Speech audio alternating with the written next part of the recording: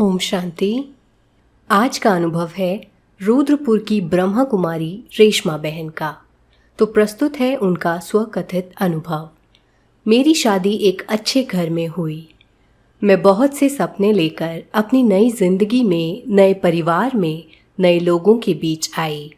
लेकिन कुछ समय बाद ही ससुराल में सुनने को मिला कि बहुत बोलती हो, ज़बान कम चलाया करो। मैं चुपचाप रहने लगी। चुप हो गई तो सुनने को मिला, दिमाग ज़रा कम चलाया करो। तुमने बात इतनी बढ़ा ली कि चुप्पी साध ली। मैंने कहा नहीं, ऐसा नहीं है, और मैं उन लोगों की हर बात को जी अच्छा कहकर निश्चल भाव से सेवा में लगी रहने लगी। बहुत सेवा करने लगी तो सुनने को मिला, हाथ पैर ज़रा कम चलाया करो, न खुद आराम करती हो न करने देती हो। मैंने सोचा मिलजुल कर चलने में भलाई है। मैं थोड़ा थोड़ा सहयोग सभी से लेने लगी तो सुनने को मिला, जो करना है अपने आप कर लिया करो, हुक्म कम चलाया करो। मैं इतनी परेशान हुई कि दिल ही दिल में हे भगवान पुकारने लगी। भाग्य से पतिदेव तो कुछ नहीं कहते थे, मैं भी उनसे कोई शिकायत नहीं करती थी। एक दिन शिवजी पर जल चढ़ा रही थी। मन बहुत उदास था कि अचानक मेरी आंखों से शिवलिंग पर आंसू जा गिरे। यह आंसू पितृ स्नेह के थे। दिवंगत पिता की भी याद आ गई। याद ऐसी थी कि दिल तड़प उठा। तभी एक संगीत कानों में पड़ा, जो घर से कुछ दूरी पर दूसरे घर में चल रहा था। गीत के शब्द थे, आपने बाबा हमें कितनी हंसी तकदीर दी। मैं उस गाने को सुनकर इतनी आकर्षित हुई कि बिना चप्पल के नंगे पैर ही उस घर में प्रवेश कर गई। मुझे देख उस घर के सभी सदस्य खुश हुए।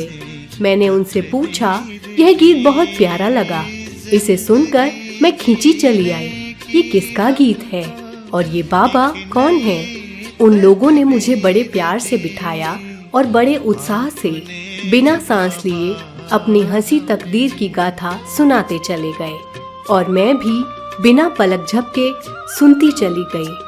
वे आबू स्थित ब्रह्मा कुमारी मुख्यालय में ईश्वरीय मिलन मनाकर अभी अभी लौटे थे। उनकी खुशी छिपाए नहीं छिप रही थी। उनका छोटा सा परिवार बाबा बाबा करते थक नहीं रहा था। मैंने पूछा, कौन बाबा?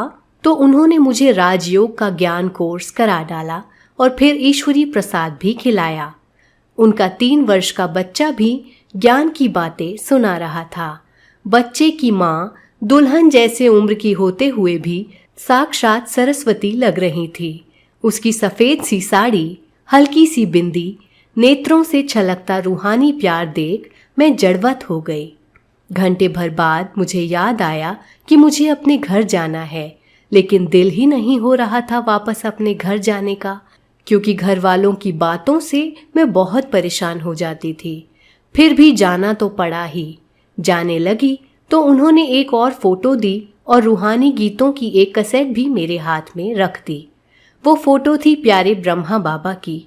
जब भी मैं ब्रह्मा बाबा की वो फोटो देखती तो मुझे हमेशा ब्रह्मा बाबा की पलकें झपकती हुई नजर आती। यह क्यों हो रहा था मुझे नहीं पता। मेरे लिए तो यह रहस्य ही था। इसी रहस्य पर चिंतन करते करते मैं सो गई। वह फोटो मैंने अपने पलंग के सिरहाने एक कोने पर घड़ी के बगल से रख दी। उसी रात लगभग 2:30 बजे फोटो से आवाज आई, उठो बच्ची उठो। झट से मेरी नींद खुल गई।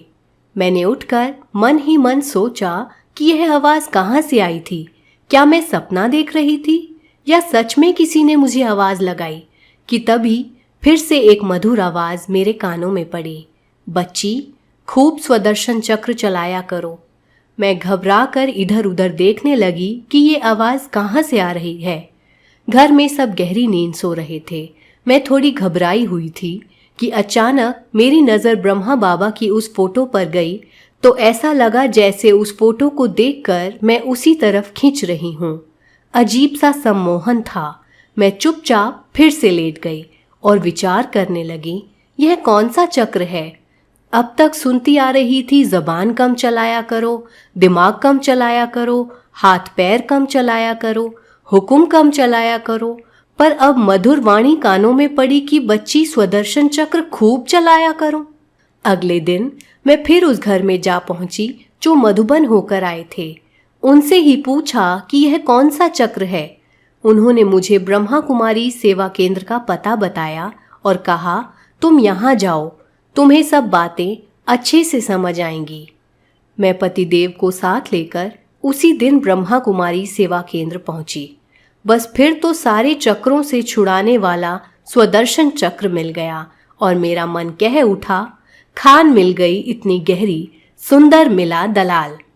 पलक झपकते बादशाह बन गए, हो गए माला माल। दुनिया कर ले जितने दावे, सब है माया जाल। सच्चा ज्ञान यहाँ पर मिलता, ज्ञान की है बस कमाल। कौड़ी जैसे आए थे, बन गए बेमिसाल, बाबा तेरा कमाल। जिस दिन से एक भगवान से ज्ञान सुनने लगी तो अन्य सभी का कहना बंद हो गया। घर वाले बिल्कुल शांत हो गए, सबके व्यवहार में मधुरता आ गई। मेरा तो जैसे नया जन्म ही हो गया। मेरा एक आंसू भगवान के दिल पर ऐसा गिरा कि उन्होंने मेरी जिंदगी खुशियों से भर दी कि अब मुझे कभी ना रोना पड़े। अब ना मैं उदास होती हूँ न दुखी, क्योंकि अब मैं भगवान की बाहों में हर वक्त सुरक्षित और खुश रहती हूँ। जब भी कोई टेंशन वाली बात होती है, झट से उनसे कह देती हूँ, और जब मन ज्यादा किसी बात को लेकर भारी होने लगता है, शिव बाबा को सोने से पहले एक पत्र लिख देती हूँ और बाबा उस परेशानी का हल झटपट निकाल देते हैं। अब जब स्वयं भगवान मेरे साथ हर पल होते हैं, तो इस दुनिया में किसकी ताकत है जो मुझे परेशान या दुख दे सके। लोग कहते हैं मरने के बाद भगवान मिलते हैं, लेकिन मुझे तो इस जीवन में खुली आंखों से जीते जी भगवान मिल गए हैं। अब जब तक ये जीवन है, मैं एक पल के लिए भी शिव बाबा का हाथ नहीं छोड़ूंगी। ओम शांति। तो कैसा लगा आपको रेशमा बहन का यह सत्य अनुभव? हमें कमेंट करके ज़रूर बताइएगा। और अगर आपके भी अपने कोई परमात्मा के साथ के सत्य अनुभव है जो आप हमारे साथ साझा करना चाहते हैं, तो इस व्हाट्सएप नंबर पर हमें मैसेज करें। हम जल्द मिलेंगे एक और नए वीडियो के साथ। तब तक परमात्मा खुशी और मस्ती में झूमते रहें। ओम शांति।